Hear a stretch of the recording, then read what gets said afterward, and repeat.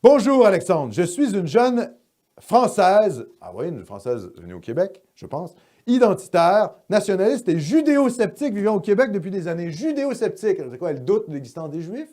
Qu'est-ce que c'est judéo-sceptique? Judéo-critique, c'est plutôt ça que vous voulez dire, je crois, hein, plutôt dans le sens, oui, les Juifs sont un peu des casse-couilles. Bon, judéo-critique, on va dire ça. Je partage ma vie avec un Canadien français. Ben, c'est très bien, vous fondez un foyer avec un Canadien français, c'est parfait. Ma question concerne le journal La Presse, sous l'angle de la relation avec ma belle-mère. En effet, celle-ci lit quotidiennement ce journal depuis des décennies. Elle représente le stéréotype du boomer issu des classes populaires, mais ayant profité d'une conjoncture exceptionnelle lui permettant d'accéder à un statut socio-économique confortable. Elle se prétend centriste et modérée, mais elle ne se rend pas compte qu'elle lit un journal de gauche, voire d'extrême gauche.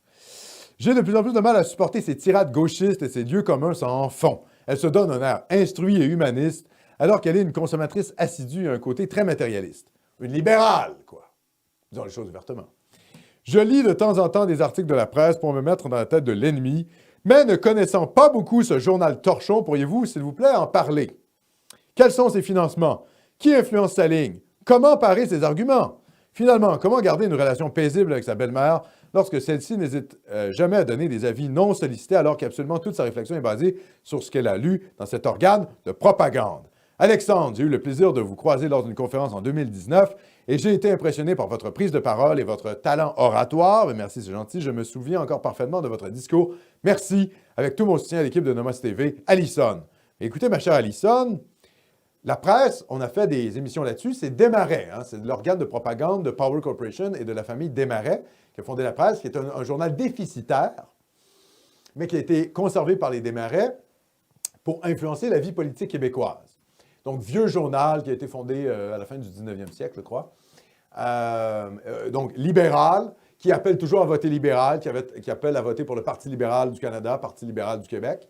L'éditorialiste André Pratt, dont on va parler d'ailleurs aujourd'hui, a été nommé sénateur par les libéraux, notamment. Hein? Donc, voilà, c'est des retours d'ascenseur. Donc, c'est les Canadiens français qui participent à la presse. Ils participent finalement au système de domination du Canada anglais sur le Québec.